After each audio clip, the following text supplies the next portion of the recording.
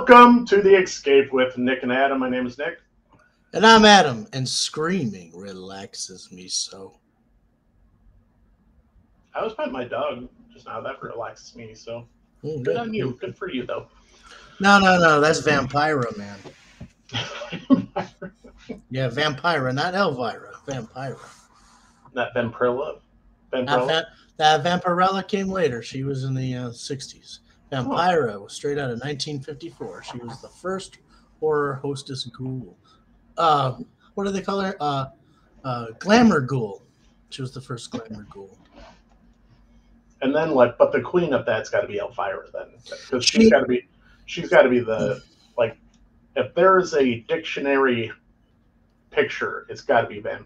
Well, that's where it gets kind of strange, because Vampira sued Elvira for stealing her look, and the case was pretty much thrown out of court because, one, Vampira didn't have the funds at the time to pursue the lawsuit, and two, Elvira's people said, well, there's not a lot of options if you're gonna. She was hired to be a horror hostess, and they said, do the thing you do, but dress like this. She goes, there's not a lot of options for somebody if they want goth. Because if you watch Elvira, she acts very much like a surfy California Valley girl, like, all ditzy. She got the part because of that, but she didn't know that she was going to be a horror hostess. They're like, oh, yeah, by the way, we want you to do it dressed like this. So then she came up with that, copyright the character, and then later Vampira sued her.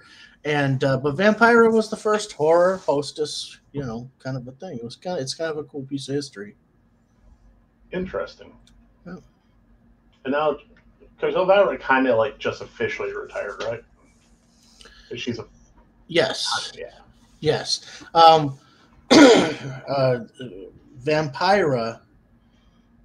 Okay, she says something about she hopes that all of her plastic surgery falls flat down below her ankles, this kind of stuff. She took a photograph of herself in front of an open grave with 3 other chairs empty next to her, that as if to insinuate, and it says, come join me, darling. She sent that to her friend James Dean. And then James Dean died. And then Hollywood blacklisted her as a witch. And so she didn't work. This podcast is not about Vampira, folks. We're just Nick just keeps getting more interested, it looks like. Well, I mean, we're completely off the rails, but I mean, it's slightly fascinating. But it's funny because, we were talking earlier, I kind of want to do a show about this and kind of this. I was like, so about horror stuff? You're like, no, not about horror stuff. I'm like, and we start up the show now. We're just talking about nothing we were in talking about. So we were not talking about this at all before the stream went live, folks. No, because the title of today's video is pretty much we're doing a tribute to Kevin Conroy, who has passed away, and we're talking about Vampira. Mylan Nuri is the real name of Vampira, much like Peterson. I can't remember. Elvira's real last name is Peterson. Cassandra Peterson is Elvira, Mistress of the Dark. So, yeah, very fascinating stuff. Weird Hollywood things that you didn't know about. Oh, yeah. Or I didn't know about, I should say. I love learning about old Hollywood and haunted stuff. You know that the Nelson girl, Tracy Nelson, she was the sister of the Nelson twins, who were the cock rock 80s band, the blonde guys. I just can't live without your love and affection. I think that's them. Anyway, she was in that show, The Father Downing Murders. Remember Father Downing? And he was a priest to run around solving murders. Wasn't he the dad for? Is he the Happy dad Days? From Happy Days dad? Yeah, that's right. So the lady, the nun that was in there with him, the young nun, that was Tracy Nelson. Now they lived in Errol Flynn's house because their father was a famous Nelson as well, and she would have dreams about Errol Flynn having parties downstairs, and her father's death was somehow connected to one of her dreams, she says. So it's all over Celebrity Ghost Story. But yeah, stuff like that is famous or fascinating. Interesting. So, all right. Well, let's get to the show. So, so this is supposed to be we're talking a tribute for Kevin Conroy. Plus, we're going to talk about the future of the DC studios and DC. I guess just DC in general. Plus, we're going to get into Batman Mount Rushmore. So, if you guys, who would be on your Batman Mount Rushmore? So, we'll get into that a little bit. But starting off, the future of the DC has been somewhat laid out. And let me pull up this article real quick from MovieWeb. So, all right, from MovieWeb. Let me. Yeah, that's fine. All right, so Jonathan Fuge, James Gunn, and Peter Safran's DC roadmap details revealed by Warner Brothers Discovery CEO. Warner Brothers Discovery CEO David Zaslav has revealed details of the new roadmap for DC movies and productions following the appointment of Guardians of the Galaxy, Suicide Squad director James Gunn, and Aquaman producer Peter Safran. Speaking to THR, Zaslav revealed that the creative pair are coming close to the end of planning out this roadmap, with the publication referred to as a Bible, is expected to cover the next decade of the DC cinematic universe. I said, quote here, I think over the next few years, you're going to see a lot of growth and opportunity around DC. There's not going to be 4 Batmans. Interesting. And so part of our strategy is drive the hell out of DC, which James and Peter are going to do. I think they're thrilled. I think they've thrilled the fans. I think they're going to thrill you over a period of time. Adam, what do you take from that quote from Zaslav? That's weird how they says there are not going to be 4 Batmans, which I'm glad. Let's tell the folks at home what a Bible is so they don't get it confused with religion or their spirituality. A Bible is just yes, it has nothing to do with any religion. It is a term used in show business when it comes to outlining a major story. So they take the word Bible because we follow the Bible. So they say this is Bible to this. You must hit these beats. You must hit these storylines. These are the characters. These are their backgrounds. These are this. So that's what Bible means when they're talking about it in this interpretation. Well, also it means, hey, these are the rules for the character, basically. Don't go outside of these rules. Right. Well, we hope that they don't do that. I'm optimistic. I heard that they want to incorporate the video game worlds, the comic book worlds, and the movie world all as one cohesive story. That's ambitious. I don't know how true all of that is at this point. But what do you think? Do you think that that's achievable? Do you think that that's too ambitious? I think they should just focus on making good stories. Well, and I think that's ultimately the biggest quote you see from them that I've seen. I think it's on the Twitter. They're based, especially James Gunn, is like, I just want to tell an awesome story. Yeah. And it's going to take a decade. It's going to take a decade to do so, and which is pretty standard. Which is sounds about right, because you can't get into what you see Marvel doing, where it's just machine processing these IPs out. They're just pushing content out, and everybody's like, yeah, this sucks. So, and let's be honest, when the MCU started, everybody saw the blueprint. Everybody saw where all the trains were heading to. Everybody saw, the next station, and that's so critical. And I think one of the biggest things that DC's always lacked is that where are we going next? What's happening? Yeah. And we had a glimpse of that for part of the Snyderverse when Zack Snyder was in charge. But I think ultimately they just put way too much on Zack Snyder, because he was meant to be not only the Kevin Feige, but he was meant to be the James Gunn, the Joss Whedon, the Kenneth Branagh, like all these. He was meant to be everything to the entire, DC universe, and it was just like that was stupid. it's called what I was like. You can't put that much on one person. Yeah, how many Marvel films has Kevin Feige directed? None. he's the executive producer. He executive produces. Now he has to do that a little sharper and edgier than a lot of say. He's the executive producer over an entire film franchise rather than an executive producer. Yeah, exactly. Way too much, yes, to put on. Well, it's too much to put on. First of all, we're talking about the old regime here. Let's criticize them for a minute for the because we're trying to right the ship, right? So let's take a look at that. You put all of this pressure, like you just said. We're trying to right the ship before it's even left port, because DC's never even left the port. Well, or they're out there and they're just tear-assing like they're not letting them win. Do you know what I'm saying? The producers. Quick story. So one of the only time my wife and I have been out canoeing, up in Michigan, if you live in Southeast Michigan, I think if you go canoeing, I think most people kind of go to the same spot. It's called the Rifle River. It's where a lot of people go canoeing. You go and party.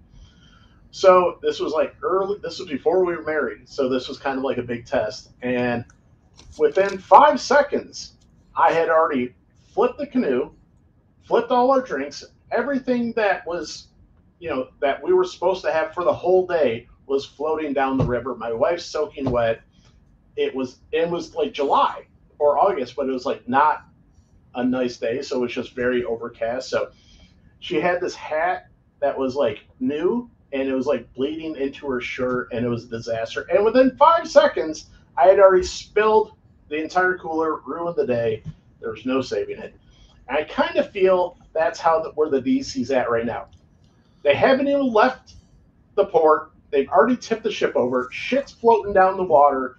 And now, James Gunn and Peter Safran are trying to, get it all free. And be like, no, it's fine. It's fine. No, we're going to make it okay. I feel like, I guess I've somewhat interjected myself into the Peter Safran and James Gunn aspect of it, where it's like, no, it's going to be fine. We're going to make the best of this, guys. And it's just, we'll see. But it's not off to a great start. No, and I guess I'm a bigger fan of some of the stuff that came out before than a lot of people are. I do love Man of Steel. I think it's one of the most underrated comic book movies there is. I think it's a great Superman movie. I don't think it's the best Superman movie. That is Superman, the movie, to me. So yeah, but I'll agree. The Snyder Cut was great, way better than the original. Well, yeah. You actually Cyborg had a story. Right. And then you have... Because most people are like, who's this Cyborg guy? Be like, and why do we care? And be like, I don't know. And then you see a Snyder Cut, be like, oh, he actually he's kind of important. And then Wonder Woman and Aquaman were home runs too. Those were great movies. Yes. But then the next step was kind of step in the mud. Wonder Woman 1984 was not the same as the first movie. No. And then that movie is the movie that derailed Patty Jenkins, essentially her career. Well, I'm not going to say rightfully so. She's got talent. She should be directing movies. But I don't think she should. I don't know. I'm nervous about Wonder Woman 3. Let's put it that way. Well, she directed the first one, which is fine, but she directed and wrote Wonder Woman 84, and that's when everybody said, whoa, you should probably just direct from here on out. And exactly, that old regime would go nuts. She knew what she was doing. Yeah. And I don't think DC, I don't think Marvel either needs that.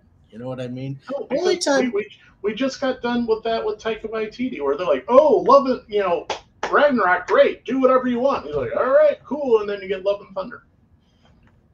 in Joel Schumacher with Batman Forever and Batman and Robin. And nipple and neon everywhere. As much as I like it, and I do like Batman Forever, but as much as I love Batman Returns, I mean that is like, oh, okay, Tim, go ahead, do what you want, Tim. You're our guy. Yeah. You know, where you look at the first Batman movie, which Tim Burton considers that the worst time of his life. He had a lot of pressure on him because basically Beetlejuice was all him. He got to do what he wanted to do. He got to do what he wanted to do with Pee-wee's Big Adventure, and then all of a sudden you get this guy, John Peters, I think is his name. He's this big time. Kevin Smith described him as a guy who had been in like 500 street fights, but was also Barbra Streisand's hairdresser, and then became a Hollywood producer. And so he was like very in your face kind of a thing to Tim Burton, where it took Jack Nicholson to say, hey, that's great, but if you don't let Tim Burton make the movie he wants to make, I'll just walk away. Oh, sorry, Jack. Yeah. Whatever you want, Jack. Yeah, and that's how Batman 89 turned out to be. That's how Tim Burton got to make the film he wanted to make. He wanted to make a film that was about Bruce Wayne, not about Batman. He said, in order for this to work, it's got to be about Bruce Wayne. So, let that be known to you. Yeah, so let's get back to this article, see if there's anything else interesting in here. But so like you're saying, so it kind of pick up where we left off. So aside from hyping up the good work being done by Gunn and Safran, Zaslav suggested that the DC universe will be streamlined, stating that there will not be 4 Batmans by the end of it all. Currently, the likes of Robert Pattinson, Ben Affleck, and returning Michael Keaton are all Batman, with Zaslav's words suggesting that one or more of these Dark Knights will be put out to pasture. Considering that work is currently underway on the Batman 2, with the director Matt Reeves creating his own Batman-centric universe, it is unlikely to be Pattinson's iteration. So, filmmaker James Gunn and producer Peter Safran were announced as the joint CEOs of DC Studios last month. The pair have released a statement declaring that they are honored to have been put in charge of bringing the franchise to screens. Quote here, we're honored to be the stewards of these DC characters we've loved since we were children. The statement reads, we look forward to collaborating with most of the talented writers, directors, and actors in the world to create an integrated, multi-layered universe that still allows for the individual expressions of the artists involved. Our commitment to Superman, Batman, Wonder Woman, Aquaman, Harley Quinn, and the rest of the DC stable of the characters is only equaled by our commitment to the wonder of human possibility these characters represent. We're excited to invigorate the theatrical experience around the world as we tell some of the biggest and most beautiful and grandest stories ever told. So, they're saying all the right things, Adam. Well, yeah. But is it going to be goofy? Is it going to be funny? Is it going to be taken seriously? Like, I don't know. You show me a Blue Beetle Booster Gold movie and you can get away with a lot of levity. You can get away with a lot of comedy. In fact, it should be there. It should be well placed, but it doesn't mean that it should be Batman and Robin, or today's version of that is Thor Love and Thunder. It's funny how Thor Love and Thunder has replaced Batman and Robin in my freaking vernacular. You know? The what not to do? They're the same movie, essentially. I mean, they both take these grotesque choices. They're not even chances. It's not like he was like, let's take a chance and see it. No. He's like, let's do it! Right. Well, if this is any indication as to what is to come, this is what James Gunn tweeted out earlier today. What have I been saying? Where's Mr. Terrific? What have I been saying? Where's Mr. Terrific? Exactly. That's exactly what I've been saying. I've been saying this for years, man. So, yeah. this is obviously one of the Alex Ross portrays of the character, but you know what? It's just fun to speculate. So, Yep. just that he even like, I think most people like your average DC fan, like, who's this guy? Be like, well, let me tell you a story. Okay, so just this tweet alone, you want to know what it says to me? It means somebody spoke up and spoke their mind and said, listen, you have these stupid ideas to turn around and make Clark Kent a black kid and raise him on a farm, and what's it like to be a challenging black kid in an all-white community and be Superman? Well, anyways, that's a leap from anything that's ever been told about the character when you have a perfectly good black Superman named Val-Zod when you could tell that character. Or if you're looking for a superhero who is of African American heritage, here he is. Here he is. Have faith in your properties. Just because you haven't had Mr. Terrific out in the 1984 cartoon Superpowers doesn't mean you shouldn't have him out now. Like, now's the time. Yeah, I say when you have, you know, we might get into a little bit, but you have the excess of a Black Panther movie. You have DC has just as quality of black superheroes as Marvel does. So why not? You know, and let's be honest, today's, you know, it's a very political, very everybody wants to see themselves on screen nowadays. Sure. Give them what they want. Give them Mr. Terrific. Well, and that's the thing too. It's like, guys, Hollywood, what you don't understand is you don't have to go out of your way to be inclusive when it comes to comic book characters. Comic book characters have been understanding this for decades. Yeah. For decades. Since Neil Adams created John Stewart. You know what I mean? Yeah. So, yes, thank you. Have faith in your properties, and there's no better time than now. I'm not taking away anything that the actor did for Hawkman away from him in the Black Adam movie. He was awesome. You know what I mean? I liked his portrayal. I thought he did a damn good job. I'm just, but I'd like to see Mr. Terrific or what's the guy? Black Lightning, duh. Yeah. Because he had the worst CW costume ever. That's the CW for you. Yeah, but to actually throw it looked like a damn neon sign that they just hot glued to him. It was bad. So yeah. Okay. So. Well, good. Yeah. So. All right, Adam. There has been a big loss in the DC universe. The voice of Bruce Wayne and Batman, he was the voice of Batman the Animated Series, the Arkham games, correct? That's right. Justice League Unlimited. Yeah, I can't name everything, but basically he was the voice of the Batman for 30 plus years. He gave that character a voice. He was one of the first people to just subtly do a change between the voice of Bruce Wayne and the voice of Batman. And he was a guy who came from a kind of childhood and background where his father was extremely verbally and physically abusive. He was a very bad alcoholic. And he always told me he wouldn't amount to shit. And he ended up going to Juilliard on a scholarship. And he roomed with Robin Williams. Robin Williams was his friend. So his father becomes deathly ill. And at the end of his father's life, he just takes care of him. No questions asked. Nothing like that. And he goes back and he says, I have no regrets about how it went down between my father and I because I did my part. It didn't matter that he didn't do his. Now, that's a crazy story, but he tells it on Inside of You with Michael Rosenbaum.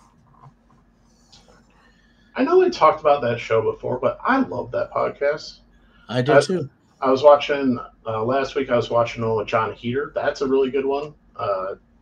and I was watching, or as soon as I watched, I was listening to one with Carrie Ann Wool today. Yeah. Very interesting because you think like it's one of those things where you think actors kind of have their shit together because they're in Hollywood, and then you listen to them, you're like, oh, you're all just kind of crazy, and you just happen to be like in movies. Right. Like exactly. you have the same insecurities and anxieties that everybody else has. It just so happens that you do it, in front of the world. For everybody to to see. Because that was a funny thing. Like Carrie Ann Wool, she's like, remember when they had like message boards on IMDb? And I'm like, I do remember that. And then remember like, oh yeah, all the terrible things people said in those message boards. She's like, yeah, I used to go in those and be like, she's got big teeth and she did this and that. Now, Carrie Ann Wool, I think, is one of the more beautiful people in the world, I'll just say. But who is she? I don't.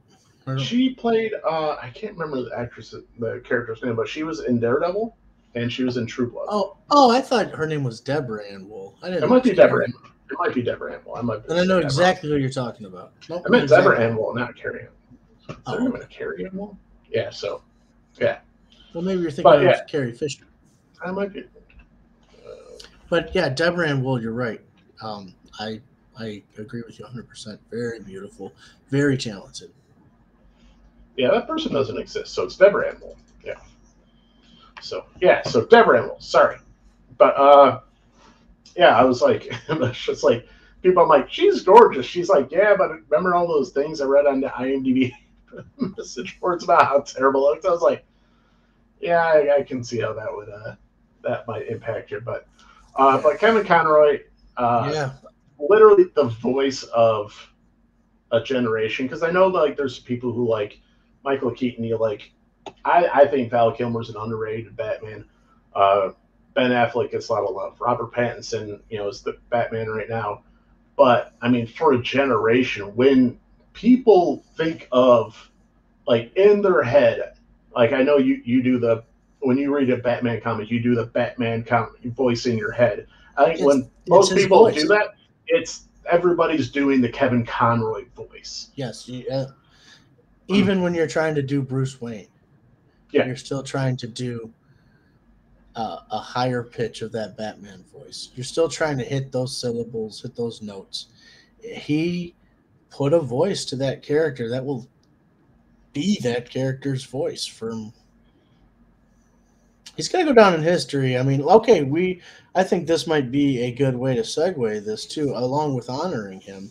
And it's okay if he's not the top or whatever, but in your Mount Rushmore, who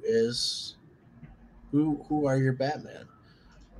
All right, I've got two right off the top of my head here. So is this Washington and Abraham Lincoln? Who is on Mount Rushmore? There we go. Yeah, so we got Roosevelt. Not this one, dang it. Yes, hold on. Yeah, so Roosevelt, George, Abe, Teddy, and Steel Jefferson. Underpants. Jefferson. Steel Underpants and Profit. Jeez. All right. I was like, what? Who is that guy? But yeah, so I'll give you you give me your first, and we'll go back and forth. So. My George Washington is Kevin Conroy. Okay. No, it's not. Okay. Plot it's twist. Adam West. I was gonna say my George Washington has to be Adam West. Yeah, it's Adam West. Kevin Conroy is my Abraham Lincoln. Same. So that's and that was kind of, I was like, you have to. I mean, obviously, if you guys can go with whatever you want, but for me, Adam West has to be on there. Kevin Conroy is, like you said, is our Abe Lincoln. And then... Okay, so now before we go further, we have to take a look here. So obviously we made George Washington was our number one. Abe Lincoln was our number two. So between Teddy and Jefferson, who's 3 and 4? For me, Teddy is 3. Yeah, so let's go with our third. So who do you got? So is Teddy your third? Yeah, Teddy's 3. So okay, so my third is Christian Bale. Interesting. Teddy's my Christian Bale. And so who is yours? I'm gonna go with the Batfleck. Oh, good choice. Good choice. Can't argue much with that one. Yeah, so obviously Christian Bale has the Nolan trilogy, which is considered, it's just going to go down probably as one of the best trilogies ever. So, yeah, unless we'll see what James Gunn has up his sleeve for Batman moving forward, but you can't argue with the Christopher Nolan trilogy. So. If you think back to the year 1908 and think about films or whatever, and that they're just silent films, then think back to the year 2005, and Batman Begins comes out. There's not going to be anything like this fucking trilogy, man. I mean, it's just, I mean, we need to do a whole podcast about all of them because there's meaning behind each one. Anyways, so who is your, who'd you say your Teddy was? Ben Affleck? My Teddy is Ben Affleck, yeah. Okay, so my Jefferson is Michael Keaton, and I considered Ben Affleck after you said that, but then I was like, no, I have lots of reasons why it's Michael Keaton. So it's Michael Keaton is my Jefferson. All right. I'm going to go off the board a little bit. I'm going to go Val Kilmer. There's nothing wrong with that choice right there. I think Val Kilmer is very much like in the realm of the forgotten Batman, but I think he was a very good Bruce Wayne. I think he was equally good Batman. Is he top tier? No. But also, like, I think, and I'm not criticizing your choice, I think Michael Keaton's the easy choice, because a lot of people like him, but I have my issues with Michael Keaton Batman, so. That's fine. Actually, I'd rather get into more of defending your reason for Val Kilmer. Val Kilmer would have been a top tier. Val Kilmer could have starred in Batman with Tim Burton's Batman. He could have. He could have played. He could have brought the same kind of gravitas to that role that Michael Keaton did.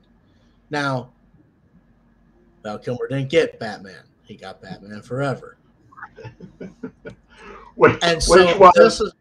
Which may have been like the biggest U-turn like in movie styling in history. Yeah, I mean, I might really like go with like, is this a new one? Is this like before we even knew what reboot was? Yeah, before there was a term retconning and Now, there's another thing that adds up to your appeal to Val Kilmer and why you like the character, and it's the same kind of reason. One of the same reasons for Michael Keaton. Both of them refused to go on to the next movie because they didn't like the direction that the directors wanted to, or the powers that be wanted to take the character.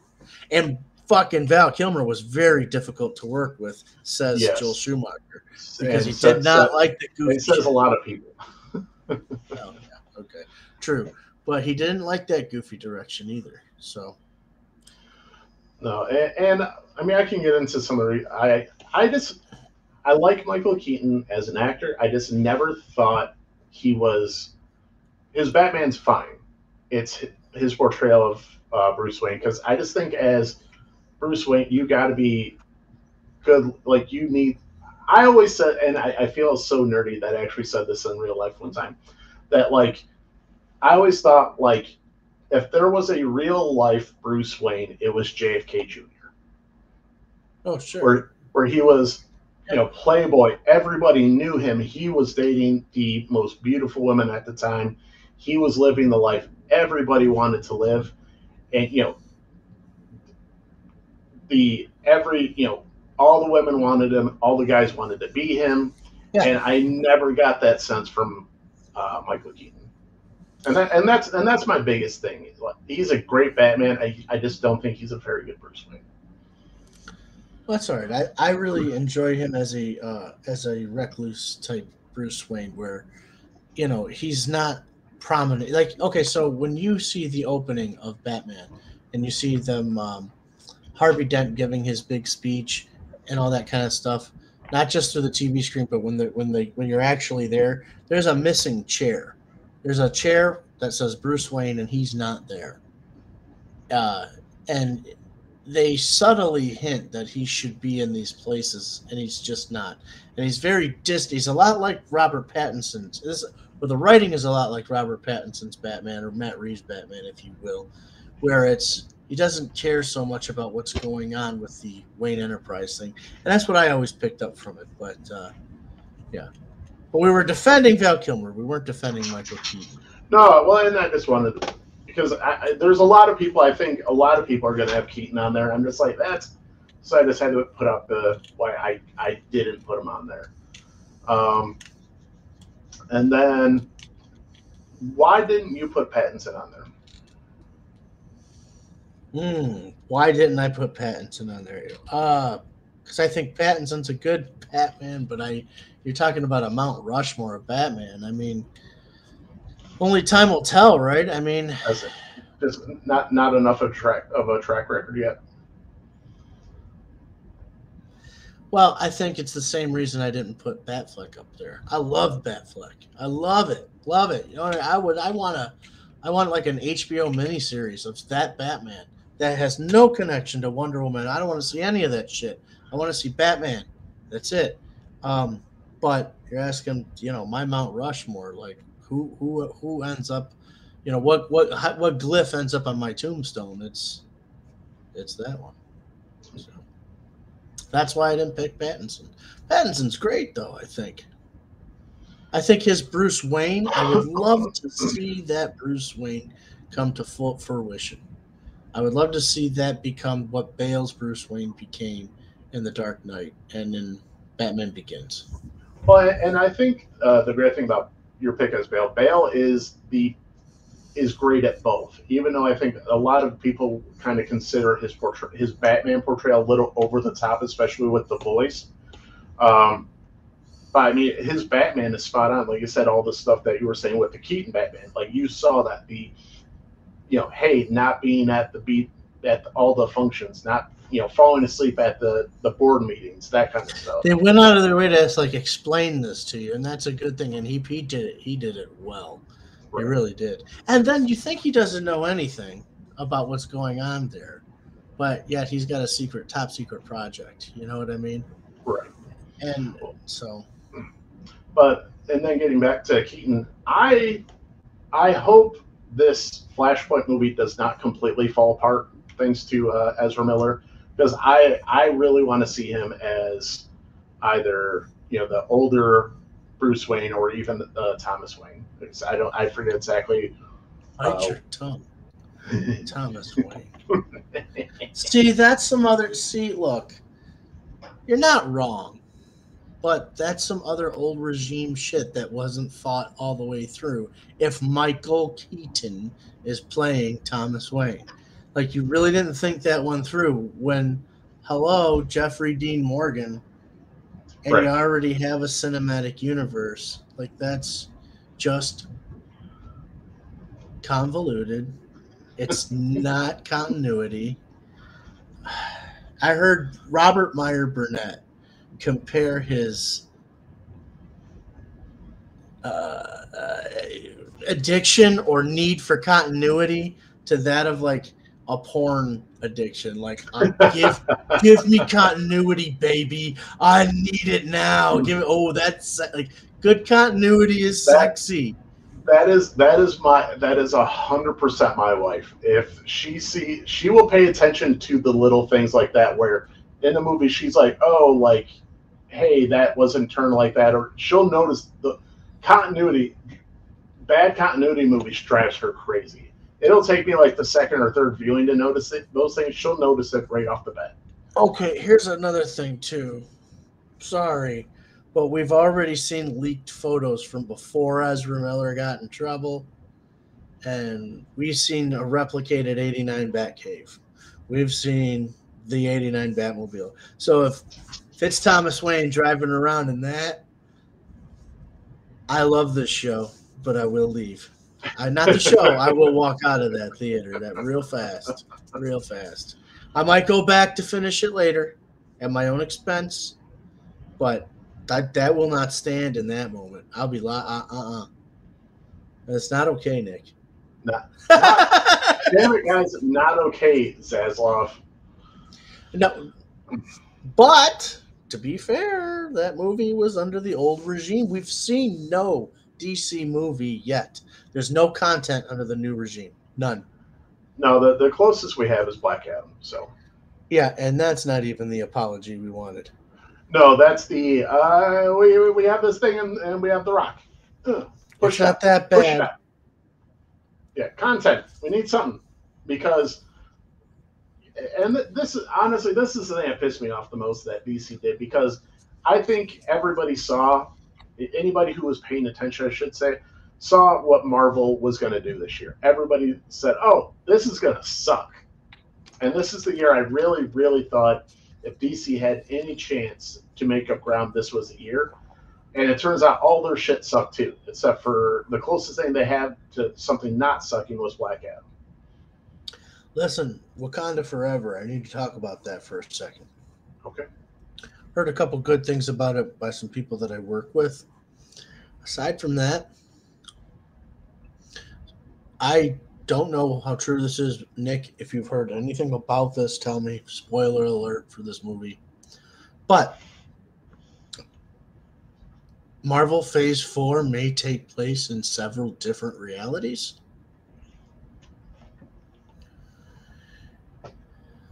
You mean Phase 5? No. Everything we've just seen in Phase 4, where we're all going, what the hell was that? What? Yeah. Apparently, in Wakanda Forever, I don't know where, maybe it's an end credit scene, or maybe there's something that alludes to, everything in Phase 4 has not necessarily happened in the same universe. I don't know. So, all I know about Wakanda Forever for sure is that we were going to get this. Kevin Smith crying again from a Marvel movie. So, thank you, Kevin Smith, for just being the cheerleader. The Kevin Smith that we knew you were. We love you, Kevin Smith. Adam loves you, Kevin. Yeah, it's one of the Wakanda Forever. I just say that's all I'm saying about. Well, I haven't seen it. I don't know shit about it, but I've heard speculation that Marvel Phase 4 does not take place in one dimension. Whew. Say what you. I gotta go turn this heat down. It got really cold in here in a minute. Now I'm dying over here. Ooh. It's hurting my sinuses, Nick. I'll be back. Okay. Yeah, talk amongst yourselves. Talk amongst yourselves. So, well, let's do a quick recap of what Black Panther did at the theater. So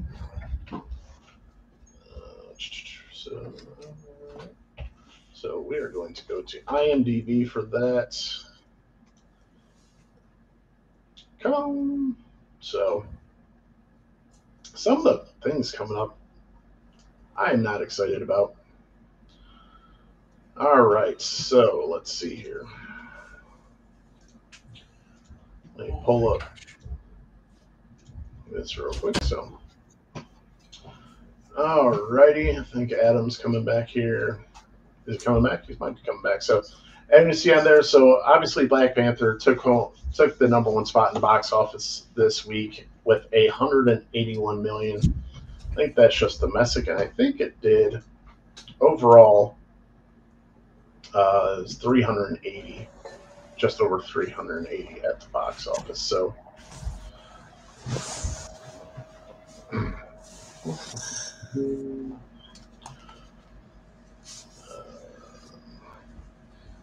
on. Nick, are you picking on Wakanda Forever?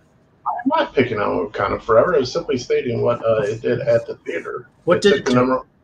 It did, and that was the thing I was trying to find earlier because I wrote down what our projections were and how close we were.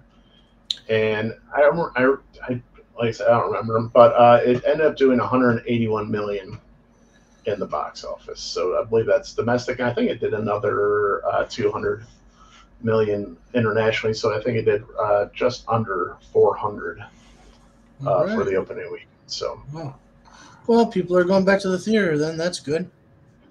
Yeah, but that's the thing. So the biggest thing I'm keeping an eye on is the drop off, because that's been probably the biggest trend with Marvel movies lately. Has been, yeah, it opens fine, but man, the drop off is horrendous. They have no legs anymore. No legs, because like I watch Film Threat with Chris Gore and his co-host Alan. And Alan's like, when the first Black Panther movie came out, I saw it 4 times in the theater. I'm like, freaking 4 times? I've never seen anything 4 times in the theater.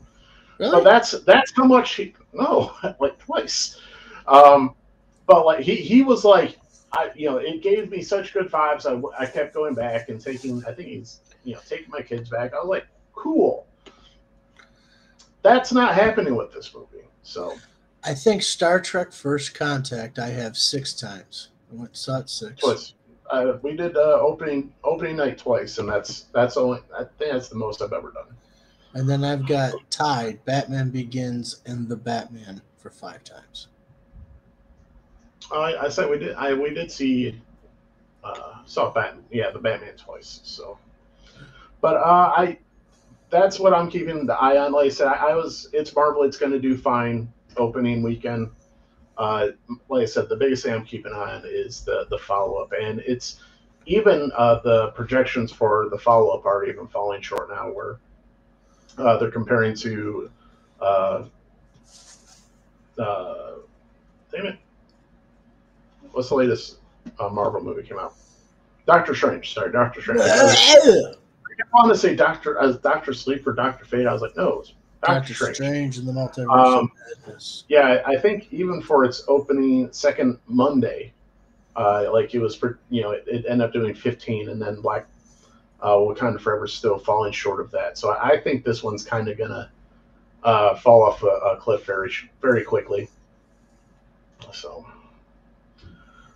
So, but and that's the big thing. People are like, well, it's gonna make its money back. I was like, yeah, but that's not. Disney doesn't consider like making their money back like as like that's what they're shooting for. They start thinking things are successful when it starts at $1 billion. They're not even approaching that anymore.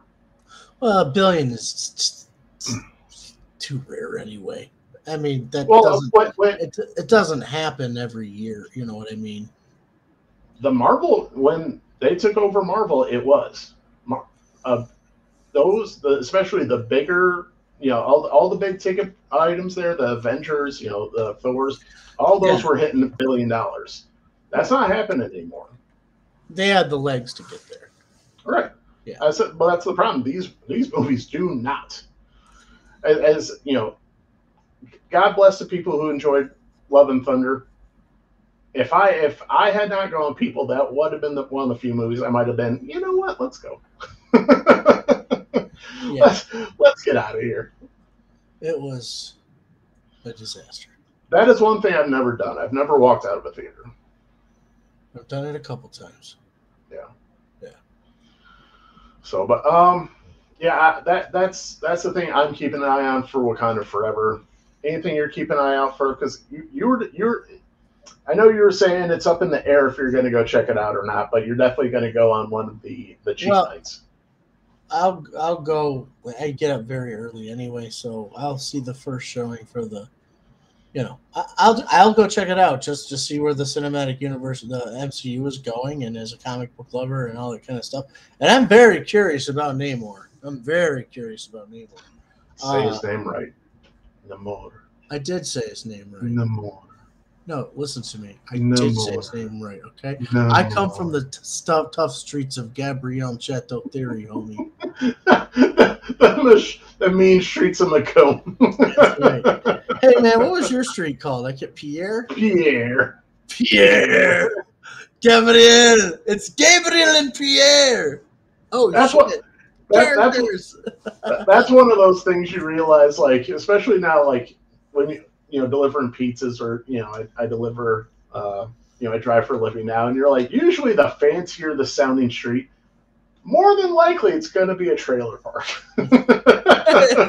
Right, because it's gaudy. Because it's gaudy. Like, there's one trailer park that we go to. It's it's called. I was like, oh, what's Shangri-La? And I pull up. Of course, it's a trailer park. Of course, Shangri-La is a trailer park. Yeah. So. Yeah, so if you guys are looking for a house and the street sounds super duper fancy, it's probably going to be on a trailer. It's probably going to be in a trailer park. So I was start crying, laughing here in a minute. We'll cut it out. It's true though. It's so weird. There was one that was down the street from us, like a mile and a half away. Camelot. But yeah, but I can't remember their street names right now. But yeah. They had really, yeah, they did. Yeah. Huh. Yeah, it's kind of the classic, like, how, like, rich people actually dress versus how poor people think rich people dress, and they just wear like obnoxious shit, and rich people are walking around in like pajama pants and like hoodies. Yeah.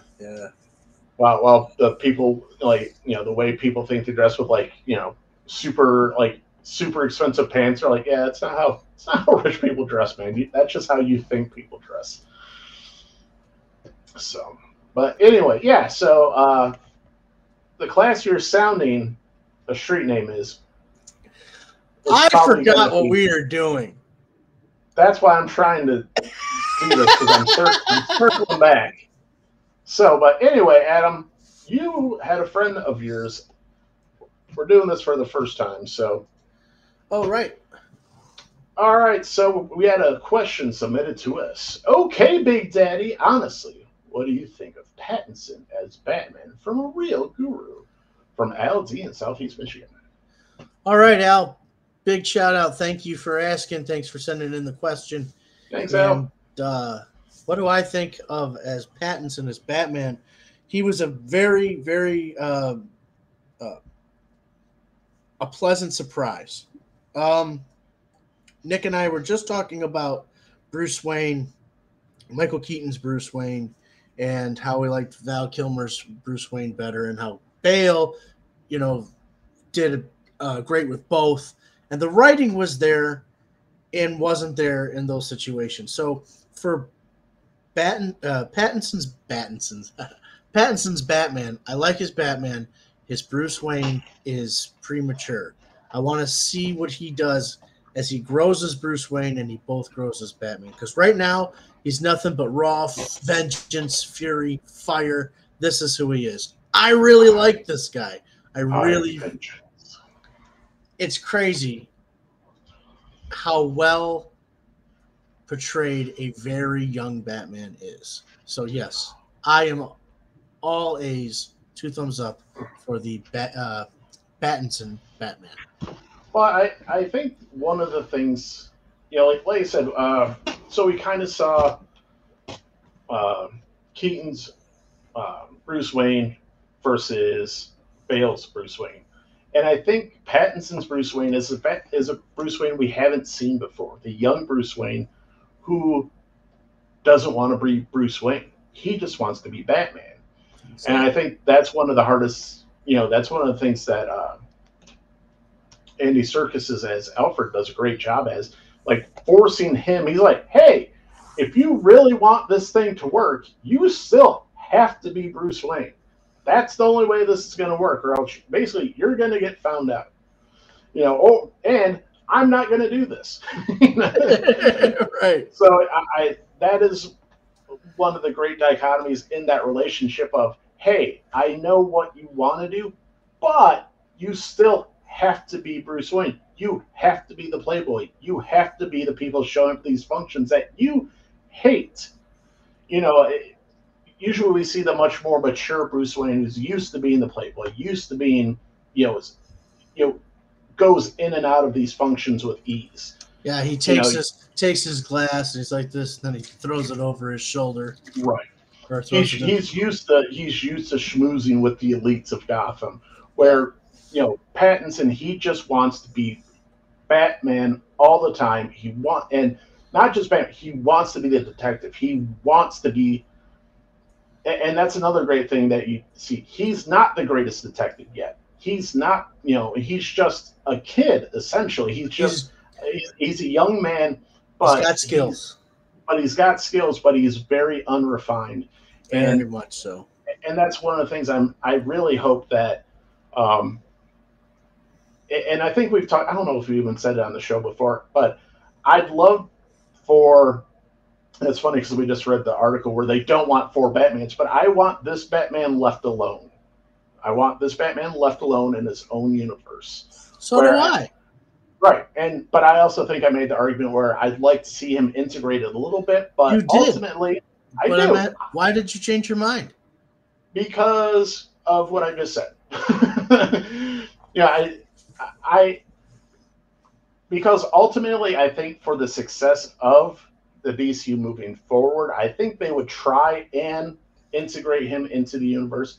But ultimately, if I had my druthers, and also I want to see who is supposed to be their Batman moving forward. If it's, Affleck, cool, that's fine.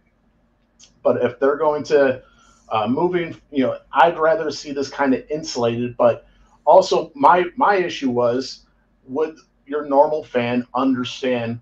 And we referred to it as a comic book one shot. Would they understand what a one shot in the DCU would be, and would they allow it? Because so many people, thanks to the success of the MCU, everybody wants everything all knit together, very nice and tight, and a cohesive story. Where that's kind of, people don't read the comic books. That's not how comic books work at all. There's lots of different storylines going on all over the place, because when you have talented writers who want to tell a story, that doesn't necessarily mean it lines up with all the stories before. So, like, one of the things I'm going to talk about is one of the comic book series I'm enjoying right now is Batman versus Robin. It's a cool story. I've seen some of the I've seen an animated movie about it before, but it's a little bit different. Excuse me, but sorry, stubbed my toe. Oh, really. I don't know why I said stubbed my toe, but I heard it. I really did. I didn't really know how to describe it. Pain. Yeah, I stubbed my toe. But getting back to my point, ultimately, I would love to see Pattinson basically insulated and left alone and see that. But I'd rather just see, a 3-4 movie, universe and call it, and then let the, like I said, if it is going to be Affleck, then just let Affleck be your main Batman. Do you have anything against if they had a very good plan of execution? Instead of 3 movies for the Batman, 5. I think you could do well with that story in 5 movies. It would really have to. It would really have to depend on how it's integrated. How many? Because I was slightly disappointed that they did kind of introduce the Joker. Is it Robert Cohagen? Yeah, but it doesn't have to be. You can recast that all the time. You can retcon stuff. We can fix this. Well, I would just, can we just get a freaking Batman movie that you don't have to force the Joker into that world? Like, he doesn't have to be there all the time. Like I said, I want Mr. Freeze. Show me a, God bless Arnold Schwarzenegger, but give me a more Batman the Animated Series Mr. Freeze. That I would take part of my paycheck each month, and contribute that to the budget, because that's what I'd be willing to do. Shut up, take my money, and give me a good Mr. Freeze movie. Watch Heart of Ice, Batman the Animated Series, Heart of Ice, and give us that. Everything they did in that frickin' show with Mr. Freeze was gold. Did you ever watch Batman Sub-Zero? I don't know. I've watched a few. If it's on HBO Max, probably. God, it's the It's a whole follow up to the. I mean, there was Batman: Mask of the Phantasm first, which we're talking about Kevin Conroy, God rest his soul. But then they did Sub-Zero, which of course it takes place in all of those. Yeah, yeah, that's the Battinson right there, brother. I put a cloth good capes under mine. I gotta get on that. I kept the rubber cape on, but it's just. I mean, everything they did in that. They even brought that Mr. Freeze into Batman Beyond. He was just a head. Forgot about that. It reminds me of Futurama. So, well, Al, I hope that answers your question. I think he's a very good Batman, but also I think it's because it's a Bruce Wayne we really haven't been introduced to, at least in the movies before. That's my take. Where it's a Bruce Wayne who doesn't want to be Bruce Wayne. He doesn't want to be the spoiled child. He doesn't want to be the rich kid. He just wants to be the detective. He just wants to be the crime fighter. He just wants to be vengeance. So, look what he says. This is my family's legacy. What I'm doing is my family's legacy. Yeah. So, and they're dipping more into that world with Riddler. Is that Riddler Year One? Written by Paul Dano. So that's a ballsy. It's a ballsy way to go about showing with Martha Arkham. I never thought that would be the version we'd see on the big screen. The first time I was ever introduced to that version of Martha, because it was Martha Kane, was in the Telltale series for Xbox 360, and and now talk about it. That was a cool game. Actually, that game kind of reminds me of the Batman a lot. Got some elements in there. Yes.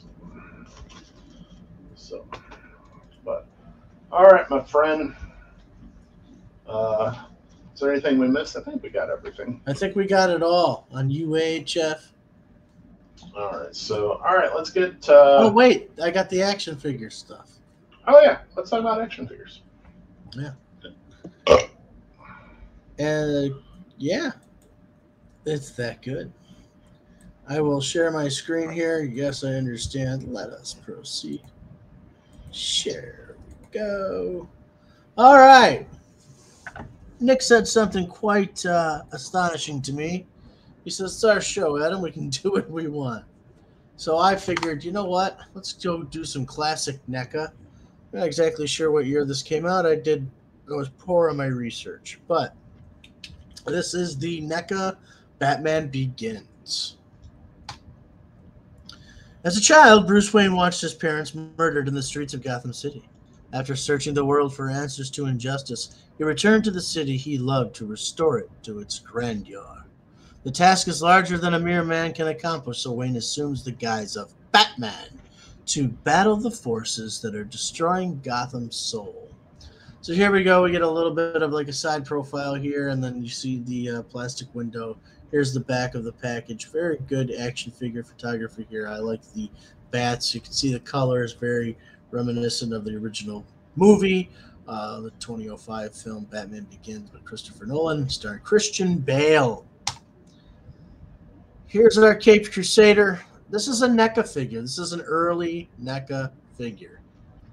But just look at this damn thing. Look at the detail with the armor. It's got this...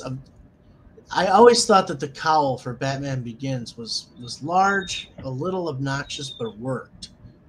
I really liked it. And when they got rid of it in Batman The Dark Knight, it took a little getting used to. But here he is with his bat grapple gun, okay? And here's this little hook that actually it does come off, and we'll get into that more later. But he does have a torso articulation. The head is fully articulated, which is funny because, he got rid of the skull because he needed to turn his head. Anyways, moving on to the next slide here is you see we got a articulation in the shoulder. Here in the elbows, and the hands are interchangeable. There's his back grapple. If you take a look at this, look at the clip here, Nick. Can you see the clip?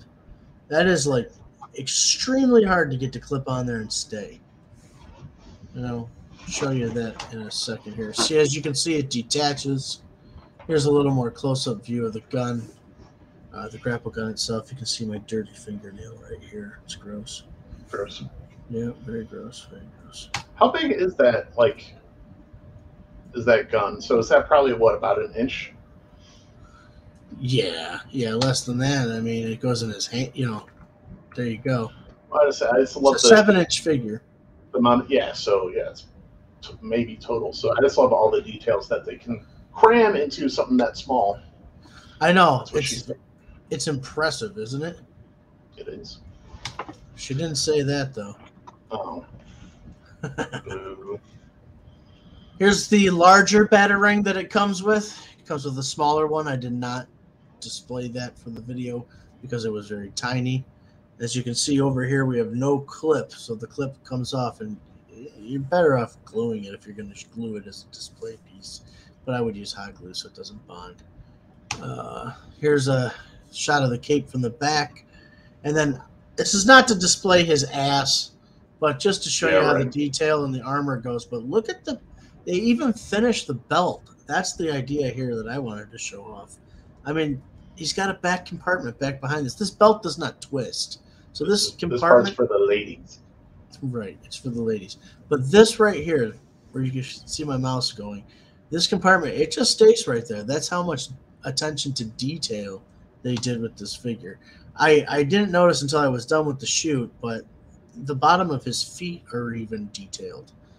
The pattern continues right here in the back, and you can see these nasty little hairs. But see, so and here's his boots. So you get some like kind of like the shinier leather here, which it's all plastic, by the way. And then of course it breaks into like a tougher leather. Here he is. Here I go playing with a little bit of like shadow work here.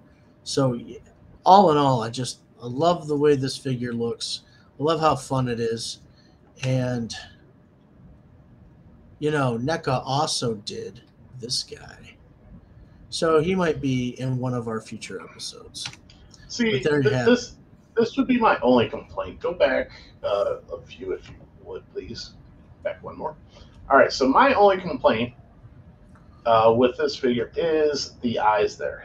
He kind of has like a weird kind of blank expression. If you go to the Joker one, you kind of see like, oh, his eyes actually have expression where it's kind of like doing at least a little something. Yeah, no, I agree with you. His eyes have a bit of a deer in headlights look to it. Yeah. It's like, oh, I'm shocked that I'm Batman. I'm shocked that I'm Batman. Hey, what do I do with this here Batarang? Yeah, what does this say? What does this do? What do I do? I'm blind. I'm blind. Look at this gold thing, because I'm rich, bitch. That's right. Yeah, but this looks fucking sweet, though. I mean, look at that. That looks fucking right there. No, I mean that's the cowl, because that was one of the biggest things about that cowl is, and if anybody who knows behind the scenes Batman stuff, one of the hardest things is turning your head.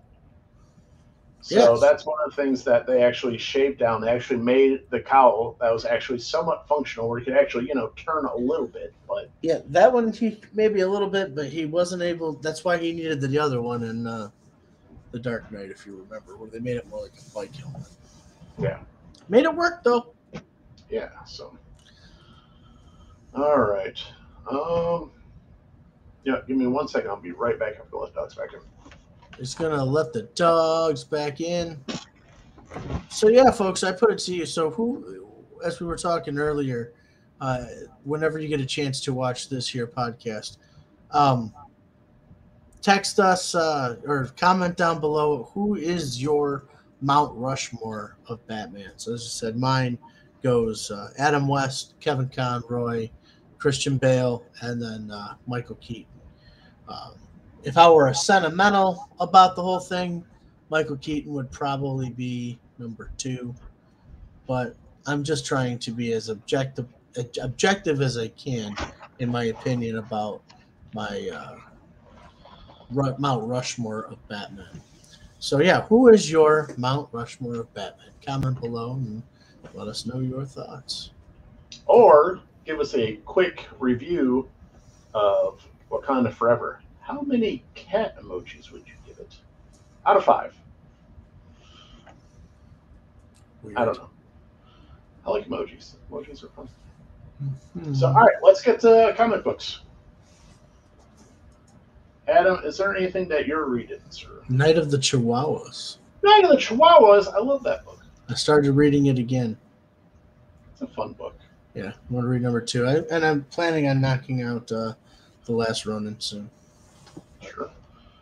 So I got finally through the first 2 issues of Armageddon Game Ninja Turtles.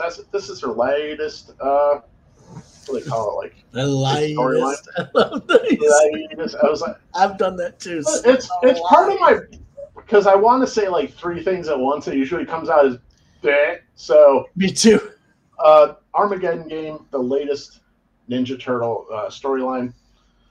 So you have one of the biggest. Okay, real quick. Never mind, real quick. But Adam, you remember like the Rat King in the cartoon and how he's kind of goofy looking, and how he talks like Dirty Harry. Yeah. Plus, he's got like the thing wrapped around his face. He's kind of goofy looking. Yeah. That in the center is the Rat King in the comic books.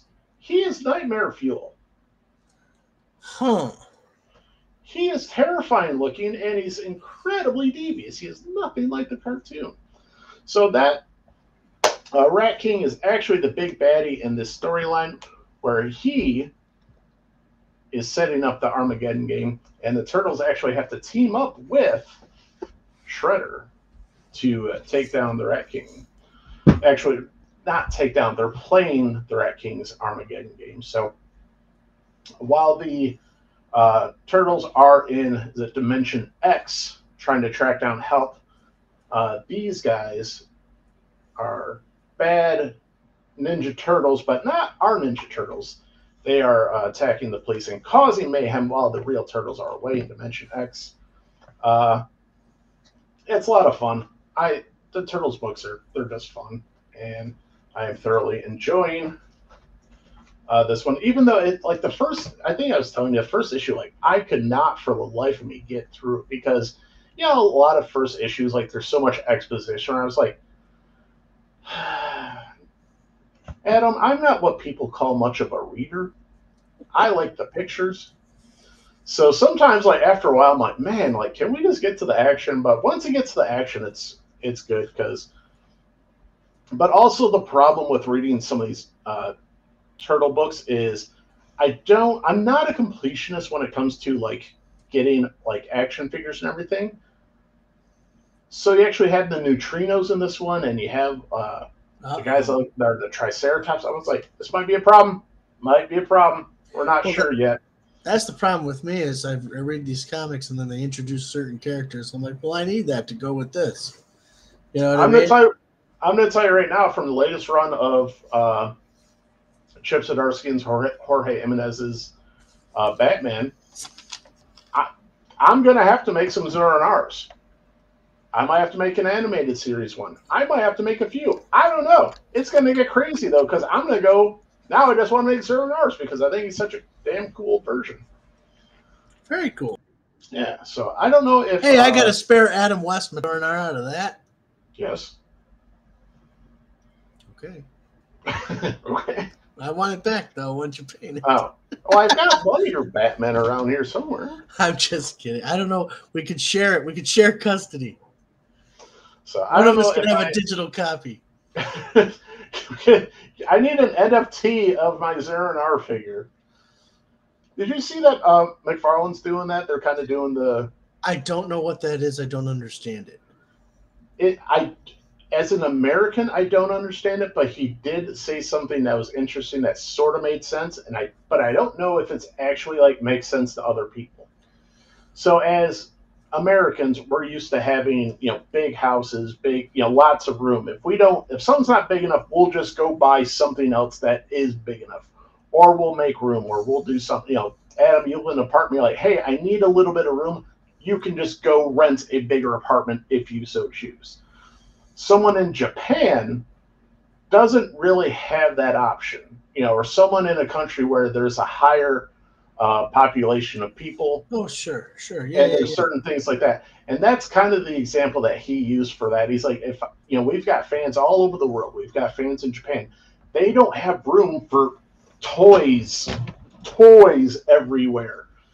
But what they can do is, they can download a thing, say they own it, and they can look at it and they can still collect them that way. So I guess that way it makes sense. Doesn't have to make sense for me. I like physically having the things. I've got an office where I can. My wife just lets me do whatever I want in here for the most part, and it works. But not everybody has that luxury. So that's one of the things I was like, I guess that makes sense, but like I said, doesn't have to make sense for me. That's fine.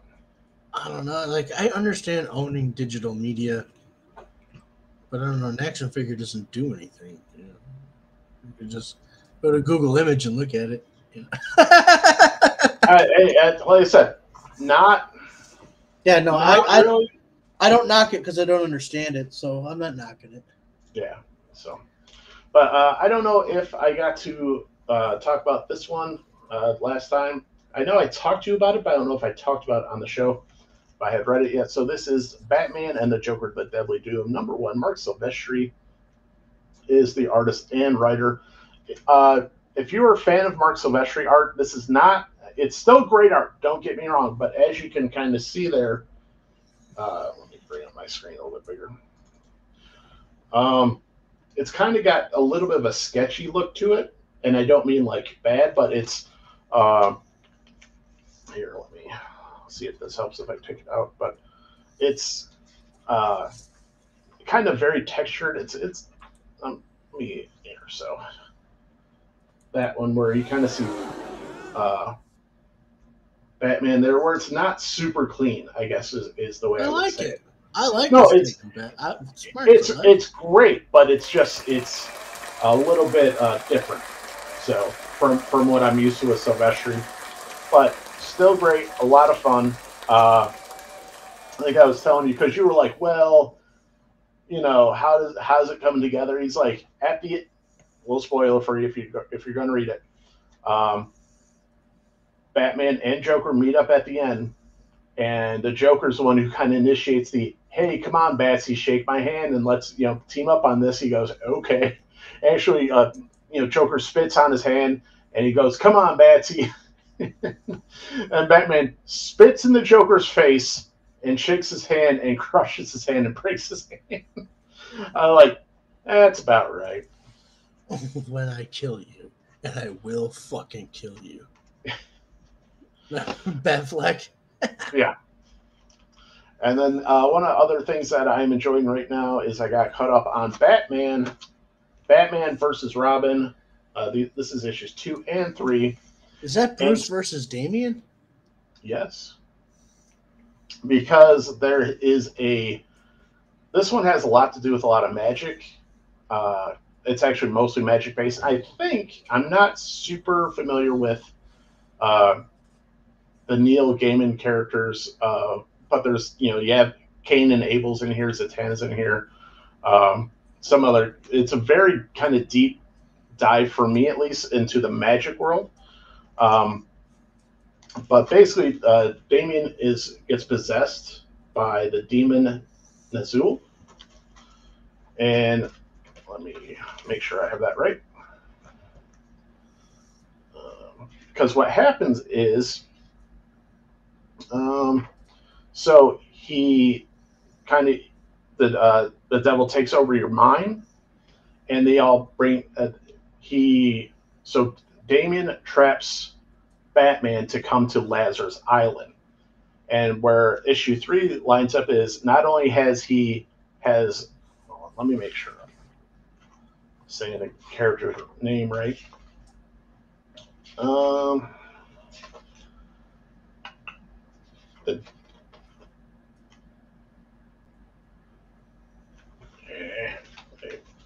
It's Devil and something.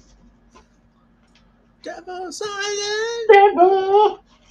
Devil's Island! Mega Death. peace sells. But who's buying? What do you mean I don't believe in God? I talk to him every day. Yeah. Devil Neza. I am not super familiar with this character, but that's what he looks like. Me neither. But what he's doing is he's basically okay. So he has been summoned by Ra's al Ghul's mother. What? And huh? Okay. What? Sorry. And so the devil, he takes over your brain and corrupts you and can kind of possess you a little bit. Not a little bit, he does. So he possesses Damien and also all the other Robins. So now Damien has lured Batman to Lazarus Island, and now it reminds me of that episode of Thundercats where Lion-O's got to fight all the Thundercats in order to prove that he's the king of the Thundercats. Oh yeah. So Damien sets a trap to where he essentially got to fight all the Robins, and not only Robins, but he's got to fight Stephanie Brown as well. So, and in doing so, he arms like Jason Todd with Aquaman's trident. What happens to Stephanie? So he ends up, Jason Todd and Stephanie Brown actually end up kind of tag teaming Batman. And wait, so Batman has to fight Jason Todd and Stephanie Brown, and Tim Drake and Dick Grayson. Ouch. Yeah, it's really cool. It's a very interesting storyline, but yeah, like I said, so it's a lot of magic in this one, and so like Tim Drake gets. See if I can find it real quick. He gets a cloak where he's kind of invisible, so Batman's got to fight through that while also trying to defeat Tim Drake. And that's kind of the thing. Like one of the cool things, he's like, oh yeah, like Tim Drake, he's a great detective. He's not like a great fighter. He kind of brings that kind of stuff into it. Really? And by the time he gets to Dick Grayson, he's like, this is the like. It's almost like fighting myself, essentially. Where he's like, yeah, he's the best fighter I know, basically. Well, like right there, Jason Todd has the trident to battle Batman with, and I think it's a fun book. It's a lot of characters I have never really been introduced to, so I like it a lot. And you get to see actually. Damien gets it kind of a little bit of a makeover as Batman. So let me show you what that looks like. If I can find a good shot here.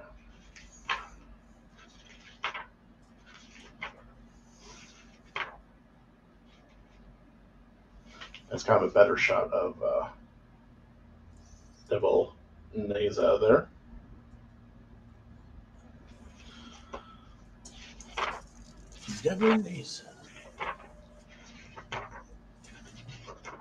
So I don't know how long this run's supposed to be either, but I don't know if this is probably just a 4 or 5 issue series, but it's pretty fun so far. Oh, and this is the other thing. So you know how Alfred's he's dead in this run? Not in this run, like Alfred's like officially dead in comics right now. Yeah, he's been dead for a couple of years. Yeah, so they brought him back in this, and then but he was only brought back like spiritually as a trick to trick Batman. But Batman, of course, knew almost instantly that this is not Alfred. And there's a few things. You're not Alfred at all. So this is kind of the. That's nice Damien. collar, Damien. Yeah, I say it's a little over the top, but I was like, you know what? It reminds me of Nightwing. A little bit. Remember Nightwing's original costume? Oh yeah. George Perez did that.